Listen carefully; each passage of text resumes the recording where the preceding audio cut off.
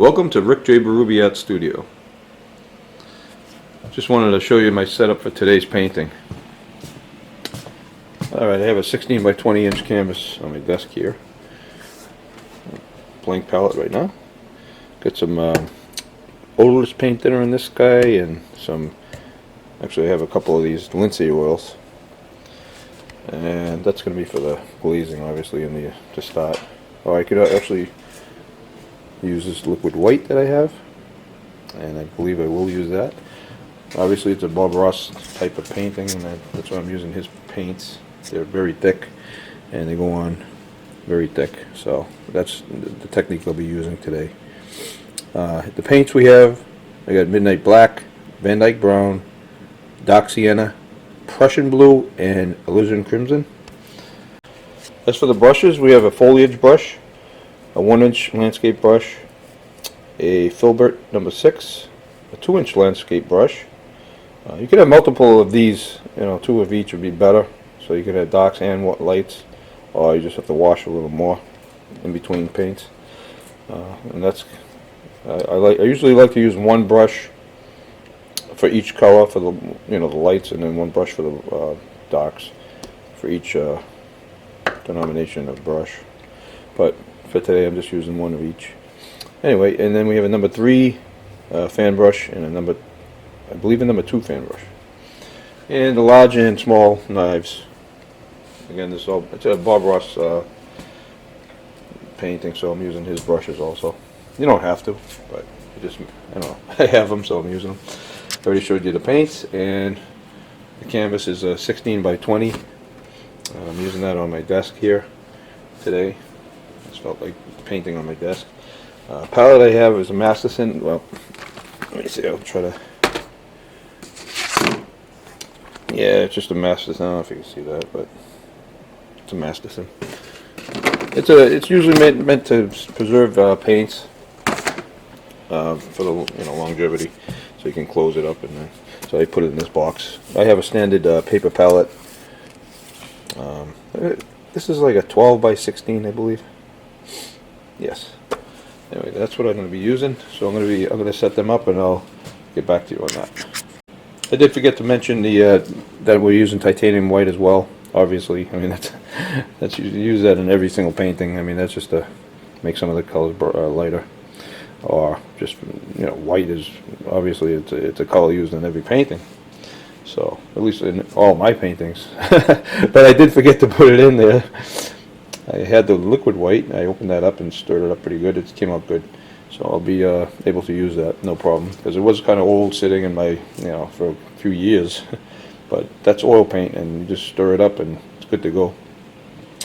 Here's the paint palette with all the colors, all the darker colors up top, and then the white, the titanium white, I put it separately, so I have plenty of room on the palette to actually do some work, to mix paints. Again, that's it. I just want to let you know about the setup I have. I'm using my cell phone today for the main camera, and I'm going to be using Open Camera, which is a free app. It's an awesome app. I don't know if you guys have heard of it or not, but you should try it if you haven't, if you're using your cell phone, because it's, like I said, it's free, but it's also very powerful. I mean, it does everything a DSLR can do. So also I have this set up, as you can see there's a mirror facing slightly downward, so I can actually see if I'm recording or not. That's an alternative to the actual DSLR setup I have that would go off of this tripod here facing downward, but that's in another video. I have that. If you want to check that out, I'll leave the link in the description so you can see how I set this up with the DSLR. I'm going to get some liquid white. I'm just going to put it evenly on the canvas.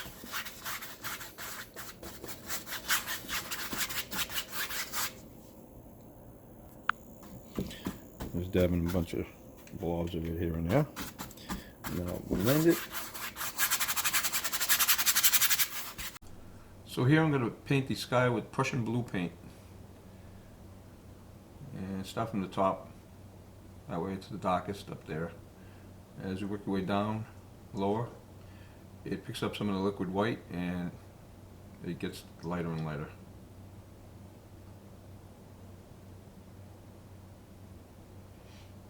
I'm just doing crisscross strokes like X's to give it a, you know, a variable effect, so it's not just a flat sky. I apologize, I'm not going to be looking at the camera constantly, so I have to look at what I'm doing. I never did this type of narrating or whatever, so please forgive me. It's my first time. I hope this is okay. If you guys like it, let me know. If not, let me know, and I'll change it up. This is just for, you know, testing purposes right now. So the I'm adding the same color in the water. There's gonna be some water on the bottom, and I just want to. You're gonna go flat. Try to make some flat strokes. Pulling from the outside in, that is.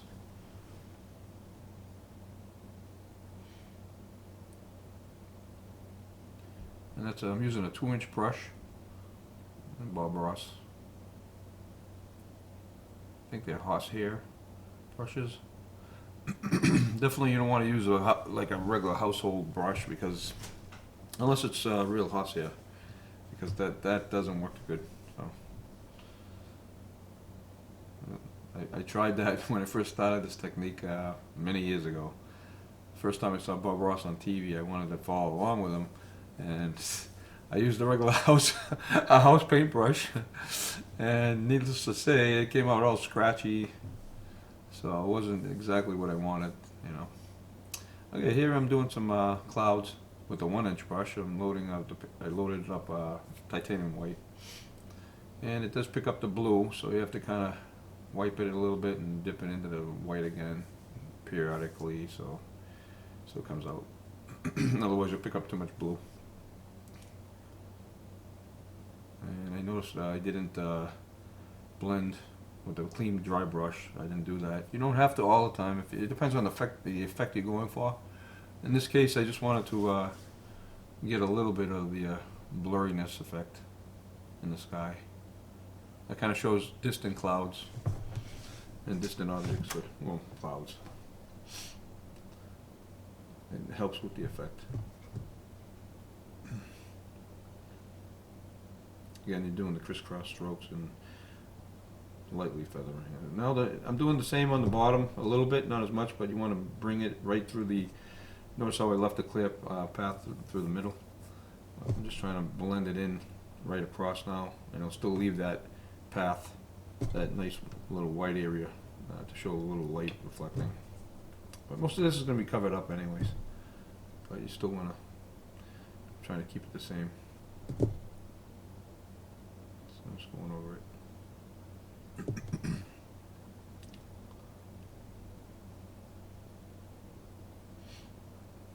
More clouds. Just basically, you know, again, we're just touching with the tip of the brush, and I'm pulling downward on a circular motion, somewhat. Again, you could use whatever technique you want. I mean, this is just one of the ways to do it. Over here, I'm kind of going sideways and every which way, just to mix it up. I want to have different looking clouds in this one. So.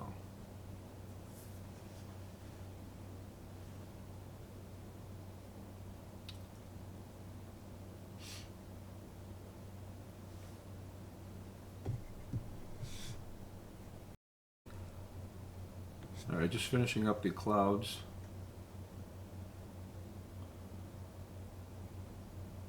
And I'll start with the mountains next. So I just got a roll of paint on the, very small roll of paint on the edge of the large knife. And here we're only concerned about the edge, the outer edge of the, excuse me, the mountains.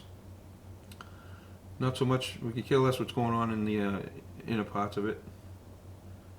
In fact, we're going to wipe out most of the paint anyways, the additional paint, anything extra we want to get rid of, so we can paint over it. It'll be easier to paint over it. So I'm kind of scratching it out, just with the blade.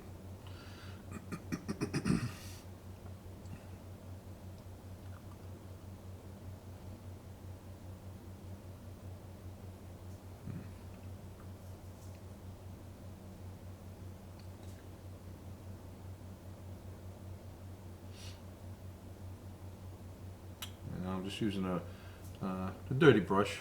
You should probably use a clean, dry brush, but it doesn't matter. It depends on if you want to make the paint come down lower or what. Which I kind of did in a way, but so I just kind of dragged it out. And I was using one brush in this, one 2-inch brush. So there's a lot of paint, a lot of cleaning involved. So it just makes it a little less, you know, it's gonna get dirty anyway. So.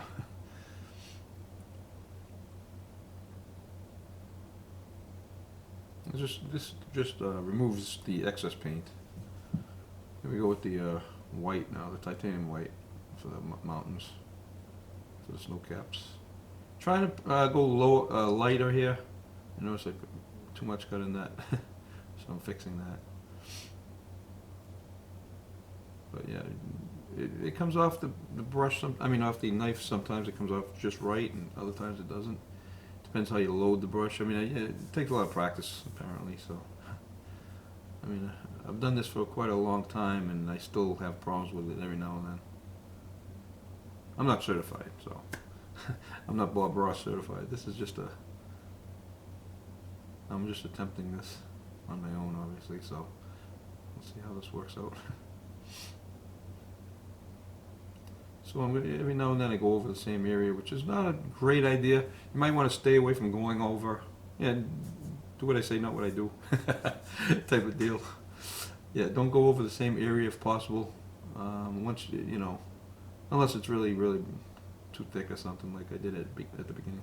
But yeah, I'm just pulling over some more paint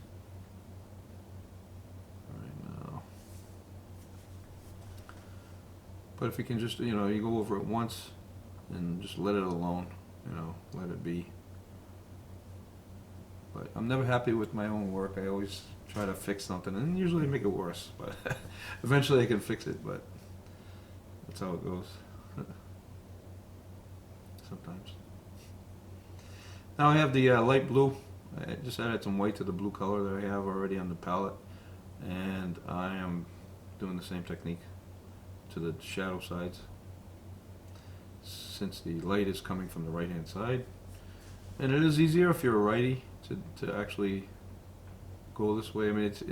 Although you have to do the shadows like I'm doing now, and it could be a little tricky, but for the most part righties usually start the light coming from the right side. That's just the way it usually is. And if you're a lefty, it's conversely, you use the left side to have the light coming in, and if you're a lefty, it just makes it a little easier painting.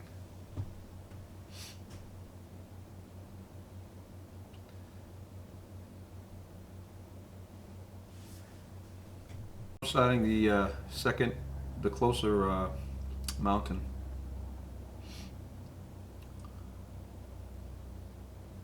With the same dark color I had before. And by the way, the dark color is mixed of, well, I have a little alizarin crimson, I have actually not phthalo blue,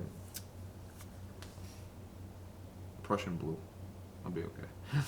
And some brown, a little black, just a little bit of black. You make your own black basically. It's better to actually leave the black out sometimes, but to mix up a lot of color to make black. That way you have different tones in the black. That's how I like to do it.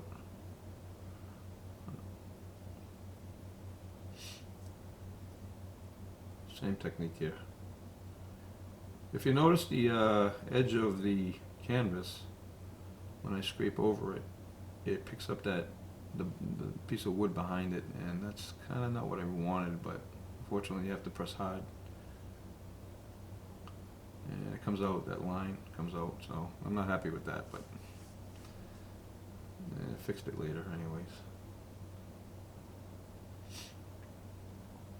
These peaks are too symmetrical, as I noticed, so I fixed those a little bit later. You try not to be symmetrical. That's a good idea, not to be symmetrical in any painting, for that matter.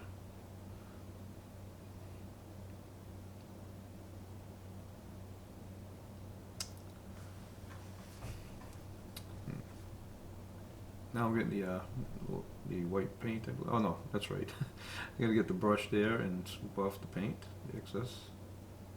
Also, it gives it contour. And you try to go in the direction of the mountain, not just random at this point. You want to kind of, because whatever shows through is going to have those lines. And you'll see the direction and the shadows that it forms.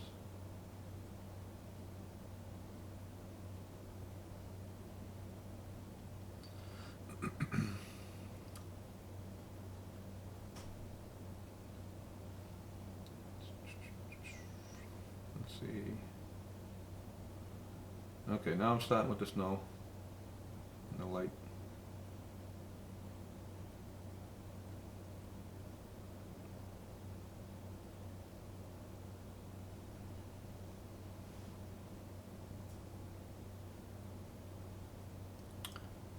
We try to individualize the peaks and make them separate if possible to start.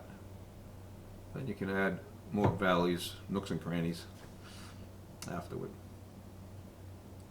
Like here, I'm adding another peak in the middle of that mountain to give it a little more depth.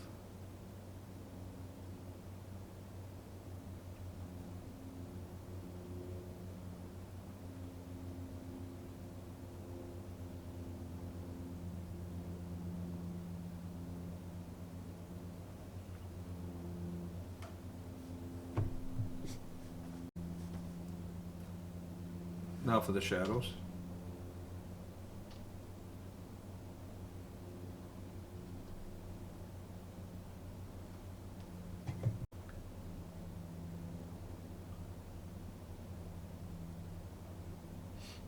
Yeah, it's just the blue with the white mix. And I'm trying not to cover all the dark areas either, because we want to have at least a few tones, different values.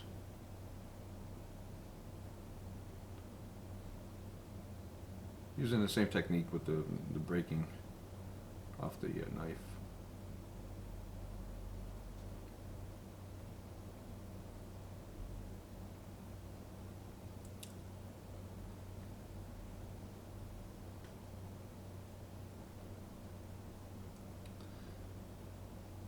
I'm trying to just fluff out the bottom now.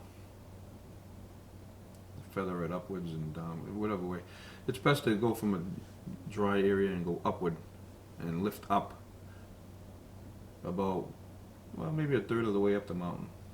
But here I'm just bringing it down. I'm bringing down the color a little bit. I just wanted them a little bigger. And then pushing upward, bringing upward strokes with the brush. This is a clean, dry brush.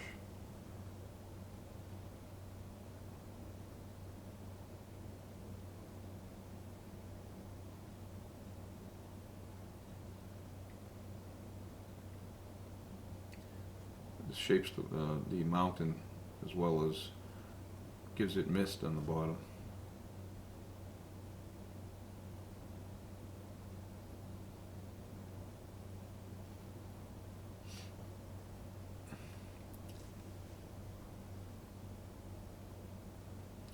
Now I'm going to put some little trees by tapping with the brush, using the same tones I had on the mountain. You could add some green in it too. I'll probably put a little sap green in there, just a tad, because it's still it's in the distance, so you're not going to really see the the color as well. So you can tap upward or downward or both, and that's what I end up doing. Here and there, these are tree lines, and then pushing upward.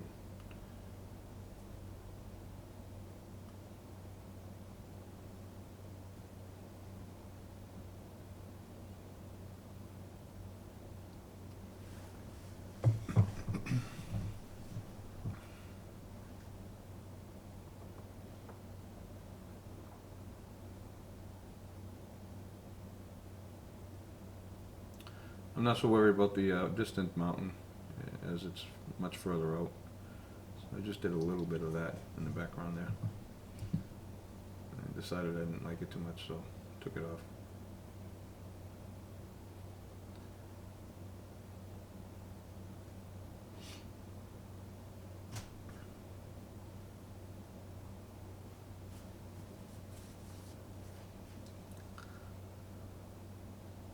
Some more trees there. Just adding along as I go.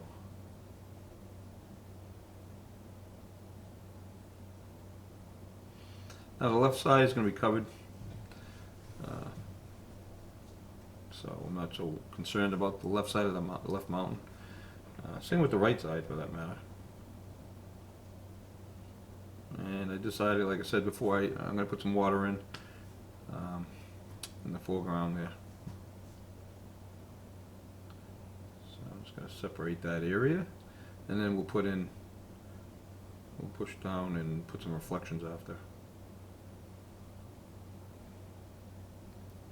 Yep, I added a little white on the brush just to show some highlights here and there of some trees reflecting off the light.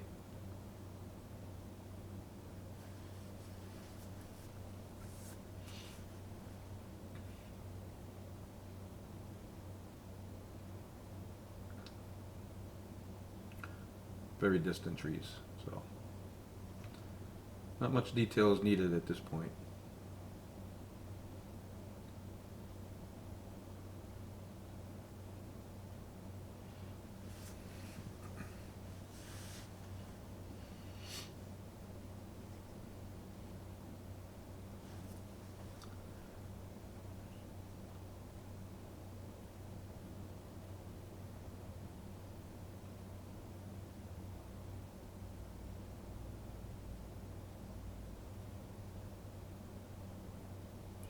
So I'm just adding a little bit of reflection here and there. Put some more dark so you can see the reflections in the water.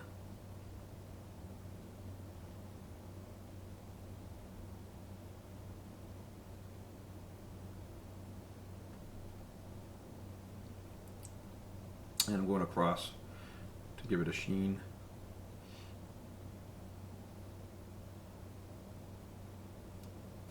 I didn't have this on an easel. I probably next time I will. Most likely, anyway.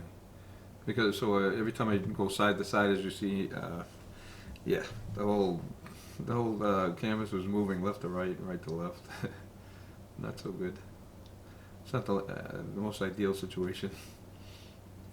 Now I added some white just for the reflection of the lights, some clouds or whatever. And so that's you want to go straight down with this. It won't look right if it's crooked. So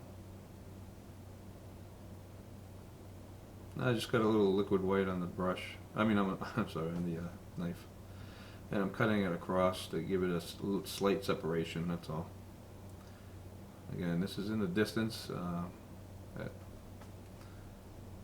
didn't do too much in the back, but here and there.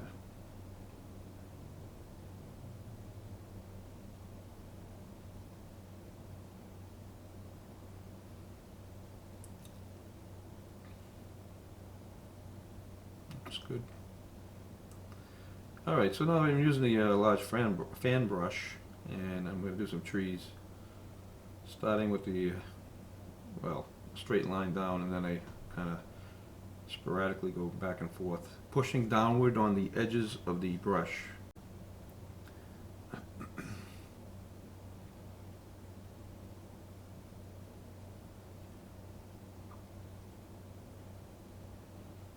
So we gotta give him a little friend over there.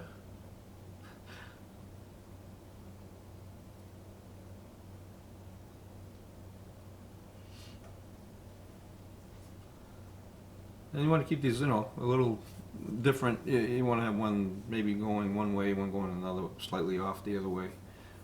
Different sizes, different, not all the same, not symmetrical again, That helps with the paintings. Composition. And whatever you do on one side, you shouldn't repeat the same thing on the other side. Well, at least for numbers wise. If you have 3 or 4 or 5 on one side, maybe put a couple on the other. You don't want like one tree on one side and one tree on the other, if possible. I mean, there are exceptions, but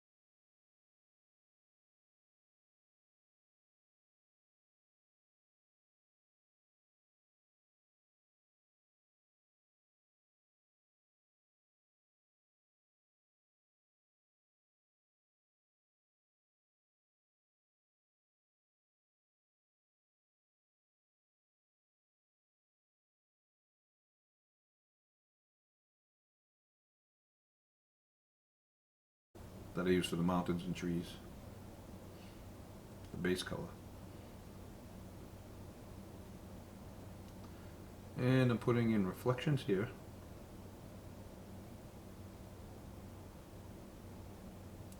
It's pulling down in the opposite direction of how they look. For the most part, I mean, this is going to be distorted anyways. But just want to get it as close as possible.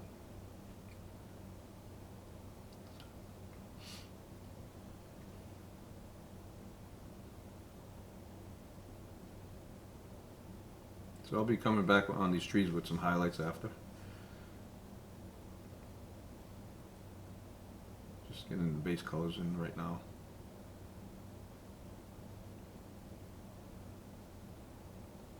So I'm brushing a dry brush I'm using, and I'm going straight down and side to side here and there to give it kind of a wavy, watery feeling. The look.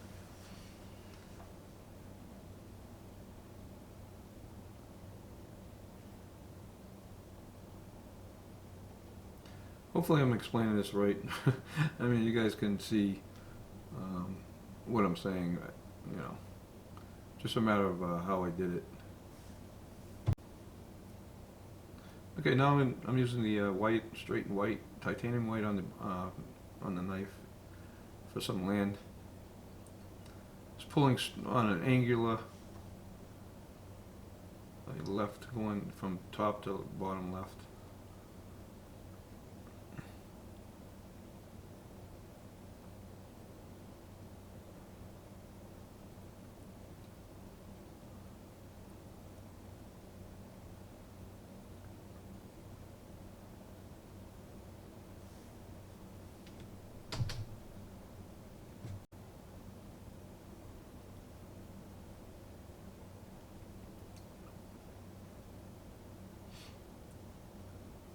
Just a little water line there. I'm trying to cut it in. Yeah.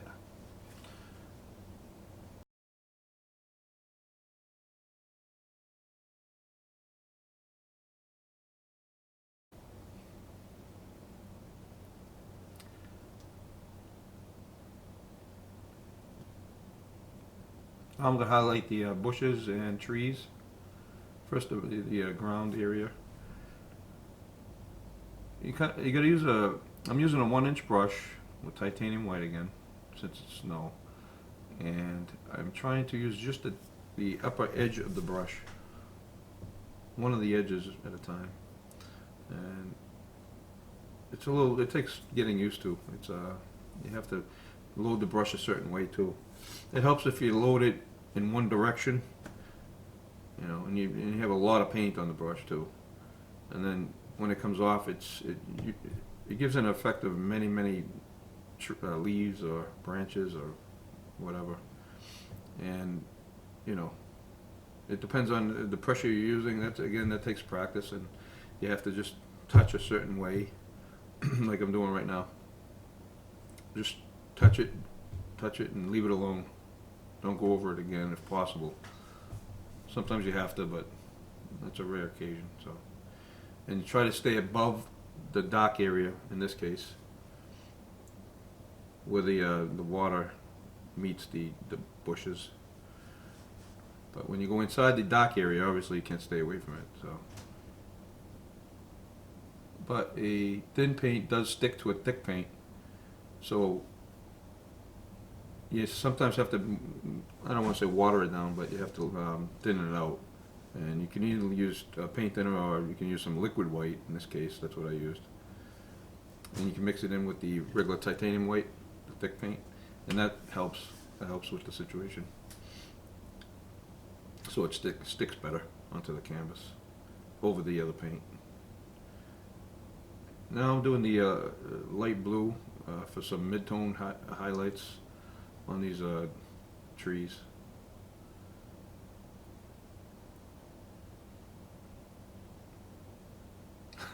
Made a little mistake there. Yeah. Hate when that happens. Right in the sky area too. So I kind of try to fix it there. I mean, branches do stick out here and there, you know. That's, you know, some are odd and some aren't. So I can get away with that one, I guess.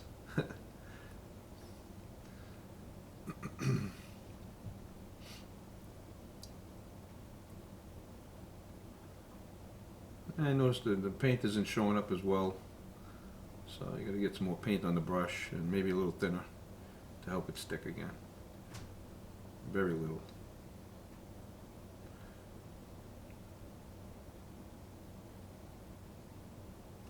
I use odorless paint thinner because you really don't want to regular paint. Odorless paint thinner does smell as it is, but regular paint thinner is very, very potent, and it's, you know, it's very toxic too. So it's not a good idea to have. I mean, they're both pretty toxic. You just, you know, keep them covered when you're not using them. That's what I do. So yeah, I'm just doing the white highlights on the trees.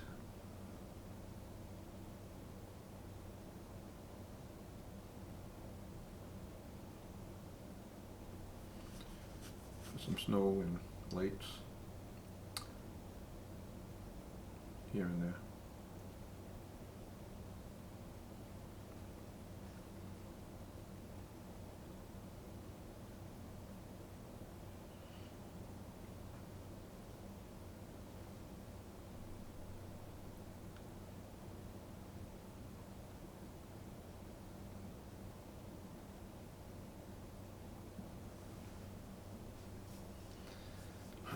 I'm going to be starting the house in just a minute. I should say the cabin. Although it's a little bigger than the cabin, I made this one a little bigger. I got 2 floors on this, and you can tell by the windows. I have 2nd floor, 1st floor. But, I mean, you know, why not have a nice cabin?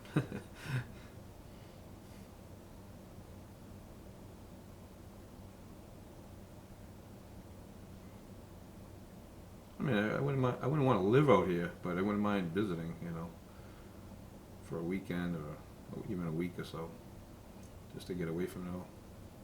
It'd be a nice place to, you know, the mountains. I like the mountains.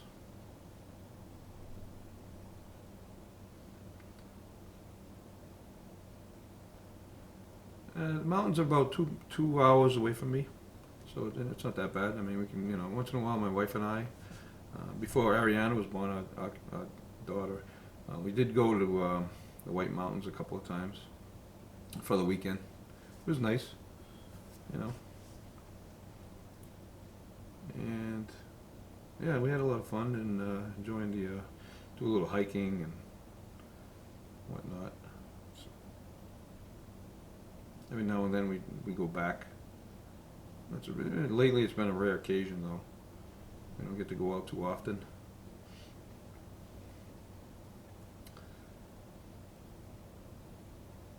But when we do, we enjoy it. So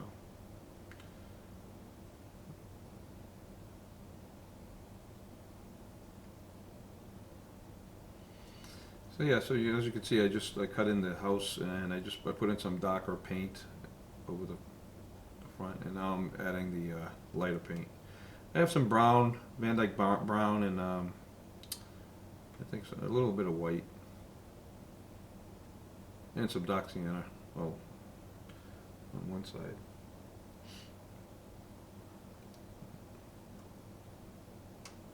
It's a little tricky with the size brush. I mean, there we go again. Size knife I had to use. So I switched over to a little. I think I did that here. I'm not sure. I switched over to the smaller one somewhere. And now you might be asking, why don't I know this? Well, I did this painting a few days ago. I mean, and I did a few in between. So I don't know exactly when I did the, you know, each step. But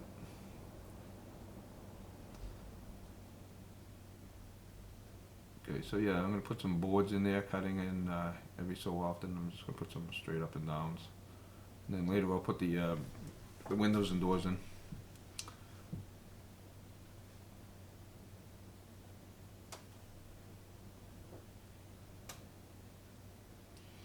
I can't really see the edges of the house yet. Well, after I put the highlights on, the snow over the top, I'll end up clearing up the edges with some white paint also, so it'll stick out better that way.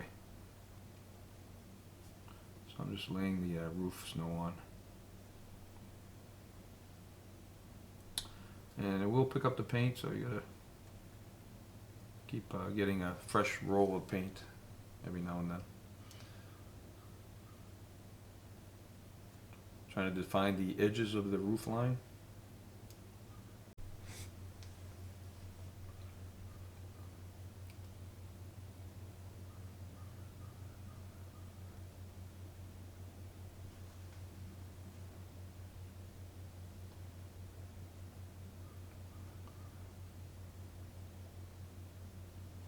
So I'm trying to, just get it thicker, the paint, because it kind of, like I said, it picks up some of the darker color, and that's not ideal. So again, you get used to doing these after a while. It's like anything else, matter of practice,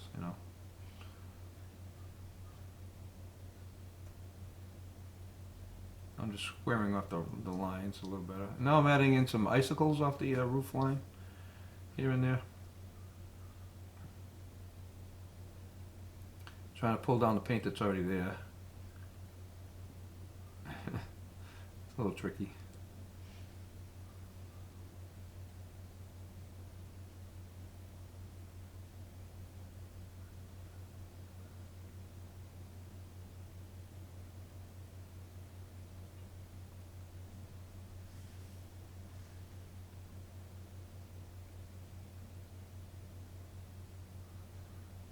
So now I believe I grabbed the liner brush? No.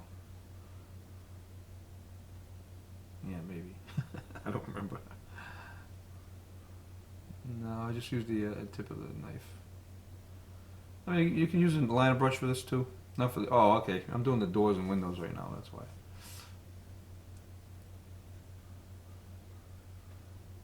So I have a little window, a door, and then two windows up top. And it's hard to see until I get I'm going to outline it with some white on the knife. Just a little bit here and there, and you'll be able to see the windows.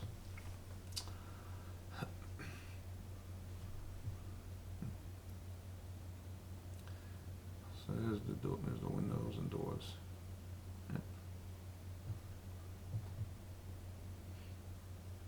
Yeah, see how it's much better that way. I mean,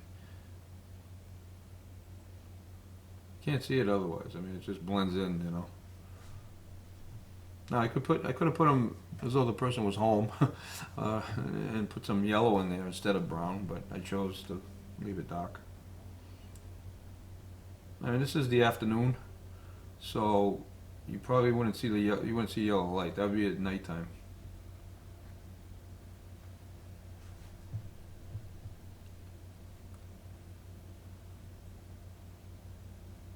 Just trying to frame in the windows a little better. That's good.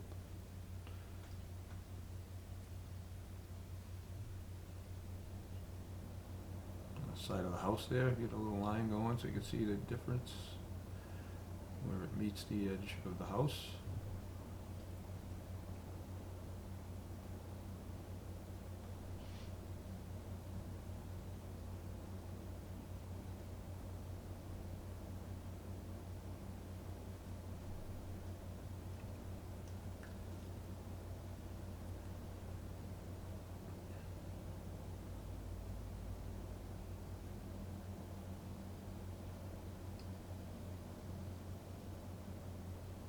And just put in an indication of two more windows on the side there.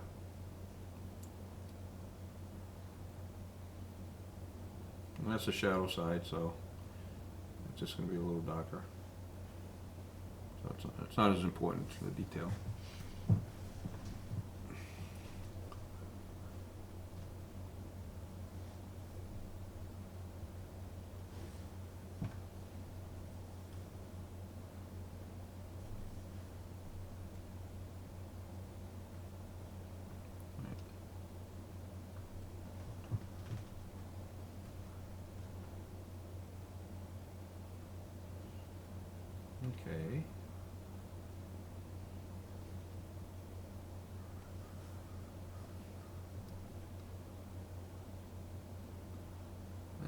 a little bit, just a little area for the chimney.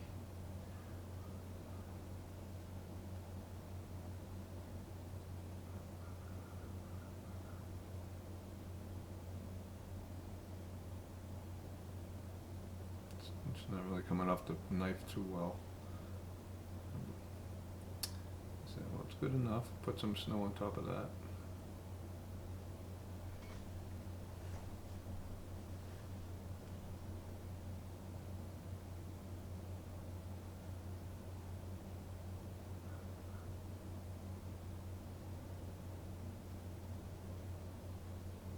It's almost done. The house is almost done.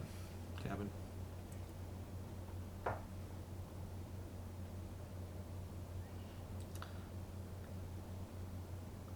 I'll be cutting in the bottom of the house, in front of the house, so there's a little trail. Oh, I was just fixing up the shadows of the trees, the reflections.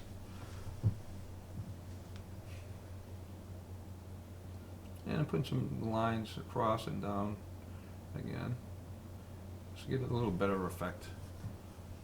Thought that fixed it up a little bit.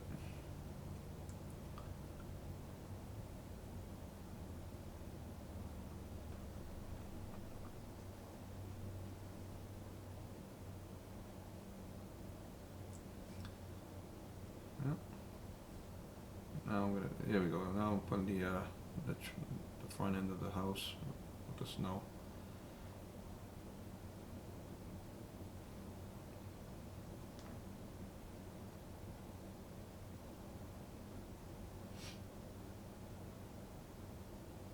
I apologize, it gets cut off here a little bit because I was hitting the edge of my table, so I had to lift it up and over.